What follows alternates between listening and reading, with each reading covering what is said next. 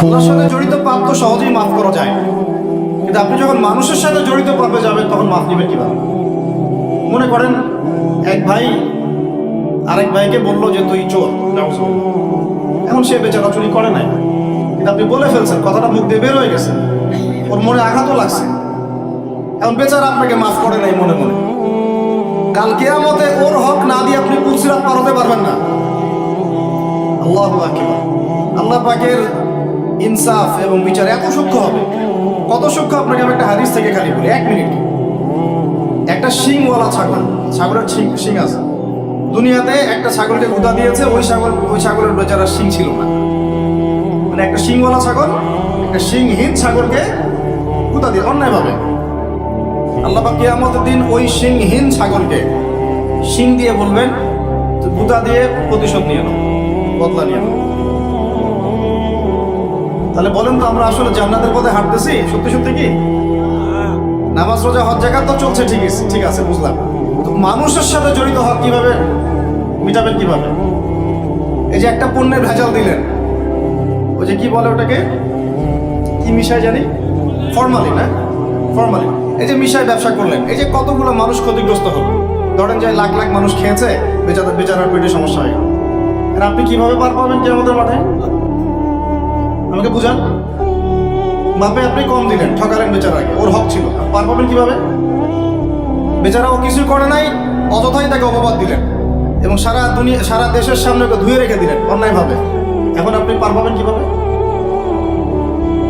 এই জিনিসগুলো আমরা ভাবি না, আমরা মনে করি নামাজ পড়েছি বা সব পার। মানুষের সাথে জড়িত হক এত সহজে মাফ, বলেন আমার সাথে, মানুষের সাথে জড়িত হক এত সহজে মাফ হবে না। কি করণীয় তাহলে? ওই যে যার সম্পদ নিয়েছেন তার সম্পদ ফেরত দেওয়া, যার মানহানি করেছেন তার মান সম্মান ফেরত দেওয়া। এখন যে মেয়েটার মান সম্মান হানি করে ফেললেন, যে মেয়েটার ইজ্জত নিয়ে নিলেন, এখন কি হবে?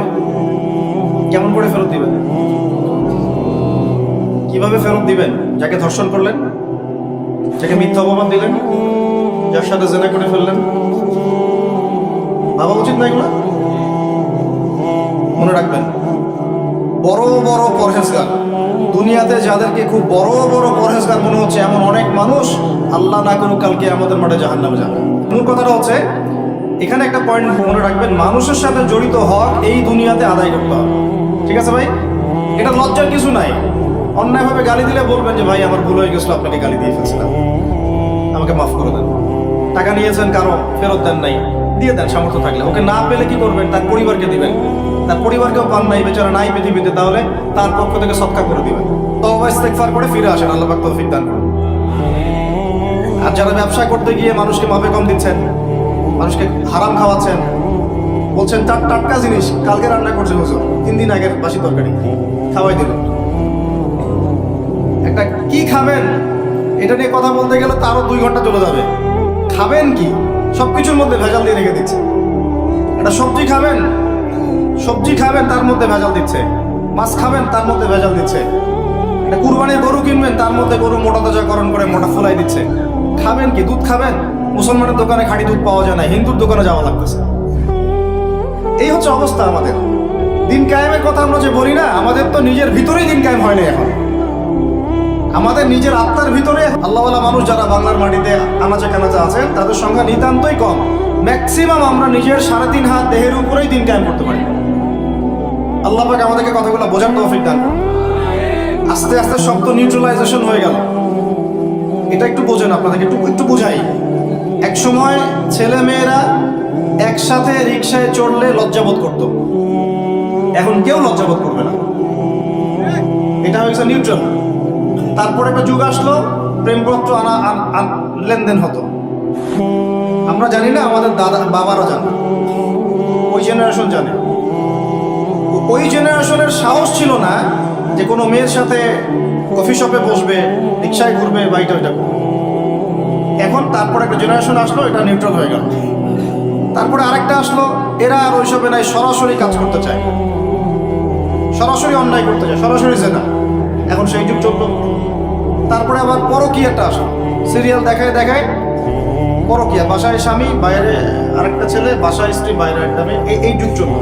আর যে কি কি আসবে আল্লাহ ভালো জানেন। এবং আমার মনে হয়, আল্লাহ মাফ করুক আমাদেরকে, আমার মনে হয় আমরা জোর করে আল্লাহর গজব টেনে নিয়ে আসতেছি। সুদের মধ্য দিয়ে, জেনার মধ্য দিয়ে, ব্যভিচারের মধ্য দিয়ে, অন্যের হক নষ্ট করার মধ্য দিয়ে, আল্লাহ রাব্বুল আলামিনের জমিন থেকে আল্লাহর আইনগুলো সব উঠাই দিয়ে আমরা আল্লাহ পাকের গজব জোর করে টেনে আনতেছি। যদি আসে, আল্লাহ না করুক, ভালো মন্দ কেউ পার পাবো না আমার ধারণা। কারণ সেই ভালোদের উপরে গজব আরো বেশি আসবে যারা হক চিনেও মানুষকে চেনায় নাই, যাদের কাছে কোরআন সুন্নাহর জ্ঞান ছিল, হক যারা চিনতো কিন্তু মানুষকে সতর্ক করে নাই, ওদের উপরে আরো বেশি করে গজব আসবে। আল্লাহ পাক হেফাজত করুন। মূল কথাটাই চলে আসে আবার ফিরে। আমি আপনাদেরকে ইসলাহের কথা বলছি, এখানে কায়েম নাই, কি নাই, যেটা বলছিলাম আপনি সেটা করতে এখন পারবেন না। যদি কেউ ব্যভিচার করে, বিবাহিত মানুষ, শাস্তি কি অনেকে জানেই নাই। রজম করতে হয়। কি করতে হয়? মাটিতে অর্ধেক কোমর পর্যন্ত পুঁতে ফেলে পাথর নিক্ষেপ করবে এবং একদল মানুষ তা দেখবে। একদল মানুষ যে দেখবে, শাস্তি অবলোকন করা, এটা ইসলাম কোরআনে নতুন করে নাজিল করে নাই। প্রাচীন গ্রিক দর্শনগুলো পড়ে দেখবেন, ওই অ্যারিস্টটলদের যুগ যেটা ছিল, ওই যুগেও শাস্তি সামাজিকভাবে দেওয়া হতো, সবাইকে দেখিয়ে দেওয়া হতো। এতে একটা ভালো ইম্প্যাক্ট পড়ে। কেমন ইম্প্যাক্ট পড়ে? যদি চোরের হাতটা কাটে না, সবাই দেখে 10 জন, ওই 10 জন জীবনে কাজ করতে যাবে। আল্লাহ পাক সেই বিধানটা রেখে দিয়েছেন। আর প্রাচীন গ্রিকের যে দর্শন, এটা বিকৃত, কিন্তু ওই সভ্যতার মধ্যেও তো আল্লাহর নবী এসেছিলেন, আসেন নাই? এমন কোনো সভ্যতা নাই যার মধ্যে আল্লাহ পাক নবী পাঠান নাই। তাহলে এই হিন্দু ভাইরা নিঃসন্দেহে তাদের কাছেও কোনো না কোনো নবী আসছিল, তাদের শিক্ষা থেকে তারা হয়তো বের হয়ে গেছে। আল্লাহ পাক বলেছেন ওয়ালিকুল্লি কওমিন হাদ, প্রত্যেকটা কওমের মধ্যে আমি নবী পাঠিয়েছি। প্রত্যেক কওমে, তার মানে এই সভ্যতা যতদিন থেকে ঘুরছে পৃথিবী, আদম আলাইহিস সালামের পর থেকে, প্রত্যেকটা স্থানে, কালে, পাত্রে আল্লাহ রাব্বুল আলামিন নবী পাঠিয়েছেন। তাদের মধ্যে কেউ ছিলেন নবী, কেউ ছিলেন রাসূল। এই তো, তার মানে সবার কিন্তু একটা মৌলিক শিক্ষায় মিল থাকবে। এই জন্য মানুষের ফিতরতগত একটা মৌলিক শিক্ষা ভিতর থেকে চলে আসে যে আল্লাহ ছাড়া কোনো ইলাহ নাই। এটা কিন্তু সবাই বিশ্বাস করে একজন উপরওয়ালা আছে। দেখবেন সবাই বিশ্বাস করে, সব ধর্মের লোকই বলে উপরওয়ালা একজন আছে। আপনি তার ক্ষতি করলে বলবে যে উপরওয়ালা দেখবে, আল্লাহ না বললেও বলবে কি উপরওয়ালা দেখবে। তো মূল কথাটা হচ্ছে যে এই যে শাস্তি দেওয়ার বিধান, এটা আল্লাহ পাক নতুন করে এখানে নাযিল করেন। প্রকাশ্যে শাস্তির বিধানটা আগেও ছিল এই বিশ্বের মধ্যে, প্রাচীন গ্রিক রোমান সভ্যতার মধ্যে ওটা ছিল। এখন যদি 100 জন মানুষ দেখে যে অমুক এক মেয়ের সাথে এই ছেলে, বিবাহিত ব্যক্তি, রেপ করা বা পরকীয়া সম্পর্ক করার কারণে এই শাস্তি দেওয়া হয়েছে, বাকিরা এই পাপে উৎসাহ পাবে না পাপ ছেড়ে দিবে? এটা বোঝার জন্য কি খুব বেশি কমন সেন্সের দরকার আছে?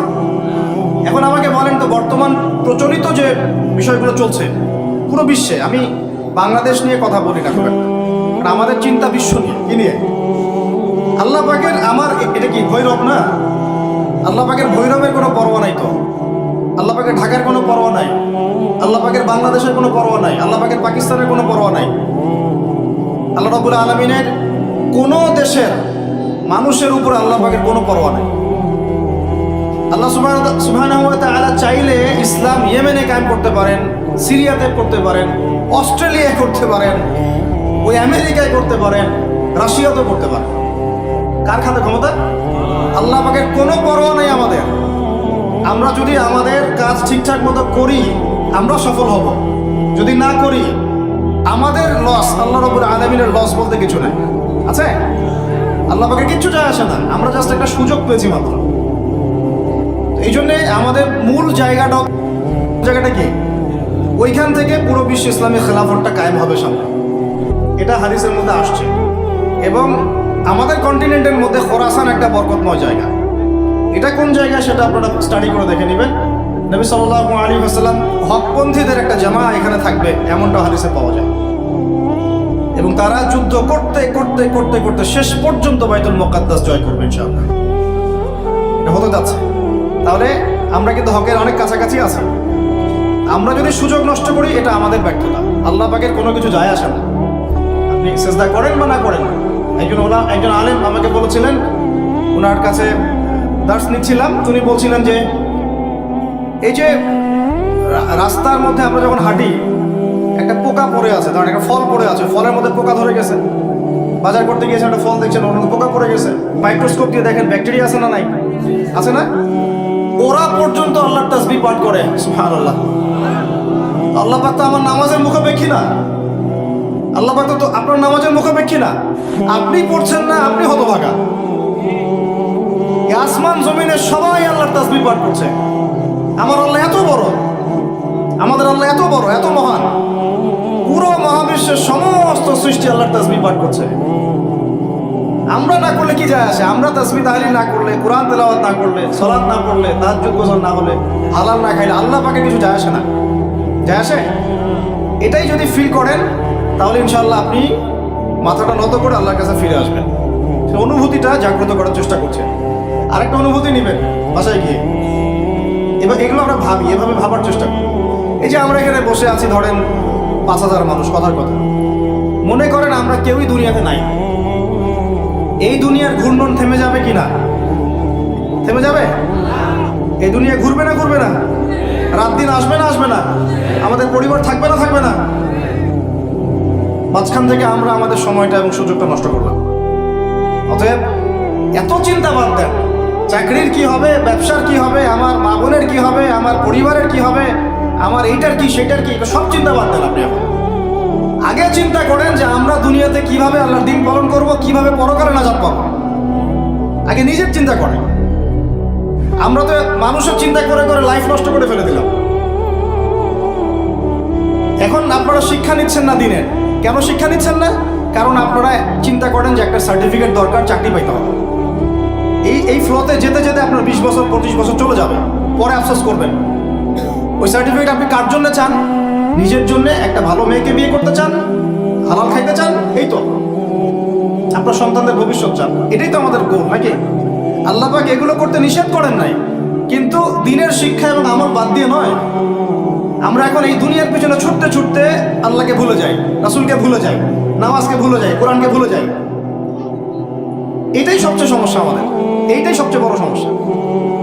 যে যুব সমাজ সালাত আদায় করছে না, এরা আল্লাহর জন্য জিহাদ করবে? কশ্চিন কালেও না।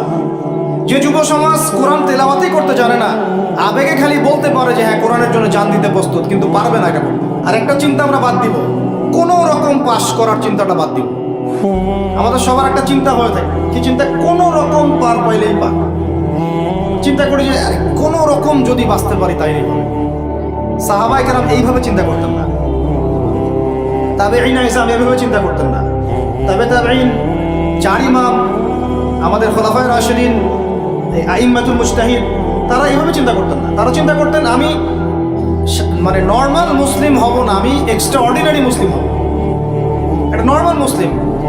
আল্লাহ পাক আমাদেরকে কিন্তু এক্সট্রা অর্ডিনারি হতে বলছেন, সূরা মুলকের মধ্যেও আছে। কিন্তু তাবারাকাল্লাযী বিয়াদিহিল মুলক ওয়া হুয়া আলা কুল্লি শাইইন কাদির আল্লাযী খালাকাল মাউতা ওয়াল হায়াতা লিয়াবলুয়াকুম আইয়ুকুম আহসানু আমালা। এই যে কথা বলছে, আল্লাহ পাক জীবন মৃত্যু সৃষ্টি করেছেন, আল্লাহ পাক দেখতে চান, লিয়াবলুয়াকুম, তোমাদেরকে পরীক্ষা করতে চান, আইয়ুকুম, তোমাদের মধ্যে কে, আহসানু আমালা, আমলে আহসান কে, সবচেয়ে ভালো কে।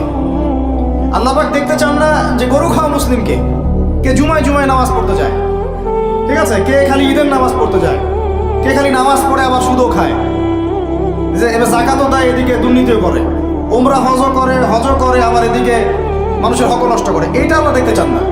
আল্লাহ পাক দেখতে চান আমলের শ্রেষ্ঠকে, মানে ক্লাসে ফার্স্ট কে হয়।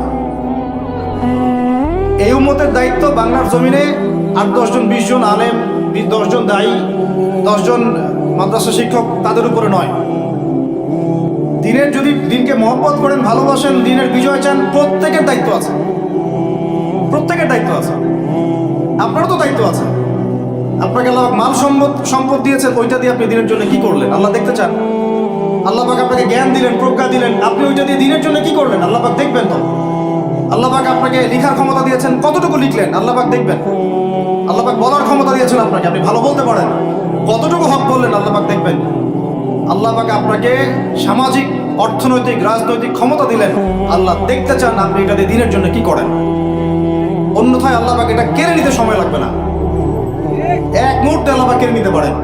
পৃথিবীতে নমরুদের নামও কেউ স্মরণ করে না, এখন ফেরাউনের নামও কেউ স্মরণ করে না, স্মরণ করলেও নেগেটিভলি স্মরণ করে, অভিশাপের সাথে স্মরণ করে, তাই না? প্রশংসার সাথে স্মরণ করে। কত শত সম্প্রদায় আল্লাহ পাক বলেছেন ওয়ালাকাদ আহলাকনা ক্বাবলাহুম মিনাল কুরুন, কত সম্প্রদায় আমি ধ্বংস করে দিয়েছি তোমাদের আগে। কত সম্প্রদায় ছিল, লক্ষ লক্ষ কোটি কোটি সম্প্রদায়কে আমি ধ্বংস করে দিয়েছি তোমাদের আগে। নাই, তাদের শব্দও কি তোমরা শুনতে পাও? শব্দও শুনতে পাও না। তারা চিৎকার করছে বারজাকের জগতে আযাব থেকে বাঁচার জন্য, আমরা শুনতেও পাই না। রব্বানা আবসারনা ওয়া সামি'না ফারজি'না না'মাল সালিহান ইন্না মুকিনুন, তারা এই কথা বলছে। রব্বানা, হে আমাদের রব, আবসারনা, আমরা দেখেছি, মানে পরকাল আমরা দেখা হয়ে গেছে, আমরা দেখেছি। কোন চোখ দিয়ে? দুই চোখ দিয়ে দেখেছি আমরা। ওয়া সামি'না, শুনলাম, মানে যা আপনি বলেছেন আমরা শুনেছি, এখন শুনেছি, দেখেছি। ফারজি'না, আমাদেরকে একটু কাইন্ডলি ফিরাই দেন দুনিয়াতে। না'মাল সালিহান, ওই যে বলছি আমল সালেহ করে আবার ফিরে আসবো। ইন্না মুকিনুন, আমাদের ইয়াকিন হয়ে গেছে। কে বলছে এরা? যত কম পৃথিবীতে ধ্বংস হয়েছে আল্লাহর আযাবে, গজবে, আল্লাহ বিরোধিতায়, তারাই কথা বলছে। তাহলে কিসের বড়াই? বড়াইয়ের অহংকারের জায়গা আছে? মানুষের অহংকার শোভা পায়? মানুষের মতো ক্ষুদ্র তুচ্ছ সৃষ্টির অহংকার শোভা পায়?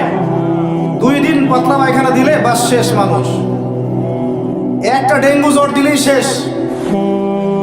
এই যে ঢাকার শহর বস্তুবাদী হয়ে যাচ্ছেন দিন দিন, পুরো পশ্চিম আদলে এক ঝাঁকুনিতে 50 লাখ মানুষ মরতে পারে, এক ঝাঁকুনিতে, খালি 5-6-7 মাত্রার মানুষকে আল্লাহ পাক ছোট্ট একটা ক্যান্সারের ভাইরাস দিয়ে শেষ করে ফেলতে পারেন, সামান্য একটা মহামারীর বাতাস দিয়ে লাখ লাখ মানুষকে মারতে পারেন। মানুষের অহংকার শোভা পায়? কোন মানুষ নামাজ পড়ে না চিন্তা করেছেন? যে মানুষের হৃদস্পন্দন, শ্বাস আল্লাহ নিয়ন্ত্রণ করছেন, একটু শ্বাসকষ্ট হলেই হাসপাস উড়ে যায়। বড় একজন আলেম তেলাওয়াত করছেন, কোরআন তেলাওয়াত, নামাজে আমরা পিছনে নামাজ পড়ছি, শ্বাসকষ্টের কারণে তেলাওয়াতের পুরো আয়াতটা তেলাওয়াত করতে পারেন না, থেমে থেমে তেলাওয়াত করতে হয়। তখন আমার মনের মধ্যে চিন্তা আসলো, সুবহানাল্লাহ, এত বড় আলেম, আল্লাহ পাক তাকে এইভাবে শ্বাসকষ্ট দিয়ে পরীক্ষা করছেন, অথচ আল্লাহ পাক আমাকে এখান থেকে মুক্ত রাখছেন, আমি তো তার মতো তেলাওয়াতও করি না। কত মানুষ পঙ্গু হয়ে পড়ে আছে, ওই অবস্থায় আল্লাহর ইবাদত করতেছে। কত মানুষের চোখ নাই, হাফেজে কোরআন হয়ে বসে আছে, মুফতি হয়ে বসে আছে, আছে না? এই নেয়ামতের কথা স্মরণ করেন, আল্লাহ পাকের নেয়ামতগুলো স্মরণ করেন, বোঝার চেষ্টা করেন। আল্লাহ পাক সূরা দুহায় এটাই বলছেন, সূরা দুহার শেষে আল্লাহ পাক এটা বলছেন, আলাম ইয়াজিদকা ইয়াতীমান ফাআওয়া, তোমাকে আমি ইতিম অবস্থায় পাই নাই, আশ্রয় কি দেইনি? ওয়া ওয়াজাদাকা দাল্লান ফাহাদা ওয়া ওয়াজাদাকা আইলান ফাআগনা فأما اليتيم فلا تقهر وأما السائل فلا تنهر وأما بنعمة ربك فحدث। তুমি আল্লাহ পাকের যে নিয়ামতগুলো আল্লাহ দিয়েছেন এগুলো মানুষকে বর্ণনা করতে থাকো, বলতে থাকো, খালি উপলব্ধি করেন যে আল্লাহ পাকের কত নিয়ামতে আপনি আছেন, বাস, আর কিছু লাগবে না। আর আপনি আমি না থাকলে দুনিয়া থেমে থাকতো না, সব চলতো। তাহলে কিসের জন্য, কাদের জন্য আমরা এই হায়াত এবং সময়, রুচি, এনার্জি, যৌবন নষ্ট করছি? ভাই আমাকে বলেন, কাদের জন্য করছেন? যে আল্লাহর হাতে আপনার প্রাণ, একটু প্রেশার আপ ডাউন করলেই শেষ, একটু শ্বাসকষ্ট হলেই শেষ, একটু মহামারী দিলেই মাস শেষ। সেই মানুষ নামাজ পড়ে না, সেই মানুষ যাকাত দেয় না, সেই মানুষ বলছে যে পর্দা এই যুগে চলে না, ওই যুগে চলতো। সেই মানুষ মুসলমানদেরকে বলছে এরা এখন মৌলবাদী হয়ে যাচ্ছে। সেই মানুষের সারাদিন কাজ প্রোপাগান্ডা হচ্ছে ইসলামের বিরুদ্ধাচরণ করা, প্রিন্ট মিডিয়া দিয়ে, ইলেকট্রনিক মিডিয়া দিয়ে, ইত্যাদি। কোন মানুষের? যেই মানুষের এতটুকু ক্ষমতা নাই যে নিজে আগামীকালের খবর নেবে, নিজে আগামীকালের খবর নেবে, এইটুকু ক্ষমতা যে মানুষের নাই, সেই মানুষ আজকে এই কাজ করে বেড়াচ্ছে। আল্লাহ পাক আমাদের সঙ্গে কথাগুলো বোঝার তৌফিক দান। আল্লাহ পাক সর্বপ্রথম আমাকে জানা অনুযায়ী আমল করার তৌফিক দান করেন, যা বলি তার উপর আমল করার তৌফিক দান করেন, এবং আপনাদের সবাইকে শোনা অনুযায়ী আমল করার তৌফিক দান করেন। আমি বলছিলাম কায়েম আর দাওয়া এক জিনিস নয়। আমি দাওয়া দিচ্ছি, ইসলামের কথা বলছি, দাওয়াতের ক্ষেত্রে এই বিষয়গুলো খেয়াল রাখবেন। কেন একটা সমাজের মধ্যে সুদের প্রসার বাড়বে? কেন বাড়বে? কেন একটা সমাজের মধ্যে, মুসলিম সমাজে খ্রিস্টান মিশনারিরা অবাধে দাওয়াতি কাজ করবে এবং দলে দলে মানুষকে খ্রিস্টান বানাবে? কেন? আর কেন মুসলমানদের ঈমান এত দুর্বল হবে যে তারা এইভাবে সামান্য একটা চাকরি বা ক্ষমতার টাকার জন্য, বাড়ির জন্য ইমান বিক্রি করে দিবে? দেশের বিশ্বের খবর রাখার চেষ্টা করেন। আনাচে কানাচে এগুলো ছড়িয়ে যাচ্ছে। আগে ছিল যে নিউট্রালাইজেশনের কথা বলছিলাম না, আগে ছিল যে মানুষ হারাম খাইতে দ্বিধাবোধ করতো, যে মানুষ জেনে ফেললে কি বলবে, ছিছি করবে। এখন ঘরে ঘরে সুদ, ঘরে ঘরে। ওয়াল্লাহি আমরা সবাই এখন মায়ের সাথে জেনা করি। নবী সাল্লাল্লাহু আলাইহি ওয়াসাল্লাম বলেছেন, সুদের পাপের 70 শাখা, তার সবচেয়ে নিচের শাখা মায়ের সাথে জেনা করা। আপনি করেন না? আপনার ওয়াইফ দেখেন সমিতিতে টাকা দিচ্ছে, সুদের টাকা। একজন স্ত্রী স্বামী খোঁজার সময় চিন্তা করে দেখে কে টাকা পয়সার দিক থেকে বেশি স্বাবলম্বী। সে হারাম খাক হালাল খাক পরোয়া করতে চায় না। এখনকার অনেক গার্ডিয়ান পিতা মাতা দেখতে চায় না বাচ্চাটা আমার চাকরি করবে কোথায়, হালালে না হারামে, পরোয়া করতে চায় না। করলেই হইল, ওকে নাকি প্রতিষ্ঠিত হতে হবে।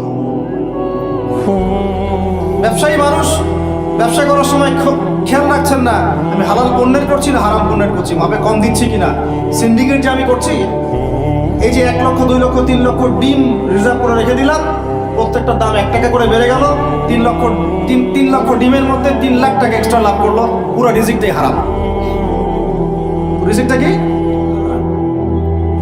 মানুষ এগুলো ভাবেও না এখন যে রিজিকও একটা ব্যাপার, যে আমার হালাল রিজিক ছাড়া ইবাদত কবুল হবে না, দোয়াও কবুল হবে না। বরং হারাম রিজিক নিয়ে সে বছর বছর হজ উমরা করতেছে। আর আবু বকর সিদ্দিক রাদিয়াল্লাহু আনহুর সামনে খাবার আসলো, তিনি তাড়াহুড়ার মধ্যে ছিলেন, খাবারটা খেয়ে ফেললেন। এরপর মনে হলো যে খাবারটা খেলাম, জিজ্ঞাসা করা দরকার ছিল খাবারটা কোত্থেকে আসলো। ভৃত্যকে ডেকে বলছেন খাবার কোত্থেকে নিয়ে আসলো। সেই ভৃত্য বলছে যে আমি জাহেলি যুগে গণকের কাজ করতাম। কিসের কাজ? ও যে হাত থেকে টাকা নেন, টিয়া পাখি দিয়ে ভাগ্য পরীক্ষা করে, আংটি টাংটি বিক্রি করে, আছে না? ওখানে গেলেই শিরক, গেলে কি লা ইলাহা ইল্লাল্লাহ কেটে গেল, আবার আপনাকে মুসলমান হতে হবে। এত সহজ না। আল্লাহ পাক তার নবীকে ওয়াদা করেছেন, একদম ওয়াদা, হে মুহাম্মদ সাল্লাল্লাহু আলাইহি ওয়াসাল্লাম, তোমার উম্মতের যে কোনো ব্যক্তি আসমান জমিন সমান পাপ নিয়েও যদি আমার সামনে দাঁড়ায়, 7 আকাশের সমান পাপ, জমিনের সমান পাপ আমার সামনে দাঁড়িয়েছে কিয়ামতের মাঠে, তো বেচারার আমল নামায় কোনো শিরকের পাপ নাই, কিসের পাপ নাই, আমি আল্লাহ তার সামনে আসমান জমিন সমান ক্ষমা নিয়ে হাজির হব। ওইটা কেটে গেল কোথায়? খালি গিয়ে বললেন যে দেখেন তো আমার হাতটা একটু দেখে দেন তো, কয়টা মেয়ে আছে আমার লাইফে, কয়টা বিয়ে হবে। ও আমার এই পাশে দাগগুলো দেখে, দেখে বলে যে 2টা। শিরক কেটে গেল এভাবে। এরকম অনেক কাজ আছে। আপনি বলছেন যে মায়ের কসম, কিসের কসম? শিরক হয়ে গেল। কসম কার নামে করতে হবে? বলতে হবে আল্লাহর কসম। কসম যদি করতেই হয় কার নামে করতে হবে? আল্লাহর নামে। বললাম যে ভাই কেমন আছেন? আপনি বলছেন যে আপনার দোয়াতেই ভালো আছে, আপনার দোয়াতেই ভালো আছে। আগে কি বলতে হবে? আলহামদুলিল্লাহ, আল্লাহর রহমতে, অতঃপর আপনাদের দোয়ায় ভালো আছে। কথা বলাও শিখতে হবে। বললেন যে আগামীকাল আমি এটা করবই, আগামীকাল আমি এটা করবই, গ্যারান্টি দিতে পারবেন? পারবেন। বলে ফেললেন যে এই সময়গুলো এখন ভালো না, সময়টা ভালো না, এটা যুগকে আপনি গালি দিলেন, এটাও নিষেধ, এটাও নিষেধ। অনেকে অনেক সময় শিরকি নামও পর্যন্ত রাখে। একজনের নাম শুনেছিলাম শাহিন শাহ, কি নাম? আচ্ছা, এরকম নামে কেউ আছেন নাকি? আচ্ছা, বাদ দেন। এর অর্থ হচ্ছে রাজাধিরাজ, রাজার সবচেয়ে বড় রাজা, মানে সবচেয়ে বড় রাজা। কে সবচেয়ে বড় বাচ্চা? সূক্ষ্ম সূক্ষ্ম অনেক শিরক আছে, বড় বড় শিরক আপনারা চিনেন। এদিকে বলছে ইহদিনাস সিরাতাল মুস্তাকিম, সরি, ইয়াকা না'বুদু ওয়া ইয়াকা নাস্তাঈন, হে আল্লাহ শুধু আপনারই ইবাদত করি, আপনার কাছেই সাহায্য চাই। বের হই কবরে গিয়ে সিজদা করব, ওখানে মৃত মানুষের কাছে সাহায্য চাচ্ছে। সিজদা কার জন্য? সিজদা কি আল্লাহ ছাড়া অন্য কাউকে করা যাবে? সাহাবীরা কি আল্লাহর নবীকে সিজদা করেছিলেন? তাহলে আপনারা কত বড় মানুষ হয়ে গেছে? আমরা কি তাদের চেয়ে বড় হয়ে গেছে? এভাবে মানুষ শিরক করছে। তারপরে জবাই কুরবানি কার জন্য করতে হয়? তো মানুষ তো অনেক সময় দেখা যায় যে জীবিত মানুষ মৃত মানুষের জন্য কোরবানি করছে। এখন গ্রামে গ্রামে ছড়িয়ে পড়তেছে কবিরাজি, তান্ত্রিক, কবিরাজ, বান মরা, টোনা, এগুলা। যে করবে সেও মুশরিক, যে ওখানে গিয়ে ধন্না দেয় সেও মুশরিক। হ্যাঁ, যে করবে সে তো মুশরিক হয়ে গেছেই। আর যে গিয়ে ধন্না দিচ্ছে যে আপনি আমাকে এগুলা থেকে বাঁচান, এবং সে জিনের সাহায্য নিয়ে বিভিন্নভাবে এই কাজগুলো করে দিচ্ছে, সমস্যা, ইমান কেটে গেল। কি করতে পারবেন? কোরআন এবং হাদিস থেকে চিকিৎসা করতে পারবেন। বরং কোরআন সুন্নাহ দিয়ে আল্লাহর কাছে এমন চিকিৎসা নেওয়া যায়, যেই চিকিৎসা কত অতিক্রম করতে পারবেই না, বরং করতে গেলে ও নিজে ধ্বংস হয়ে যাবে। কোরআনের উপর যেতে পারবে? এগুলো দিন দিন বাড়তেছে। আমি আপনাদেরকে কিছু চিকিৎসা বলে দিই, এগুলো আমল করলেন ইনশাআল্লাহ আল্লাহ পাক আপনাদেরকে হেফাজত করবেন ইনশাআল্লাহ। 1 নাম্বার তো নামাজ তো অবশ্যই পড়বেন, পবিত্র থাকবেন ওযু অবস্থায়। 3 নাম্বার আয়াতুল কুরসি পড়বেন, আয়াতুল কুরসি। কোন সূরা আছে এটা?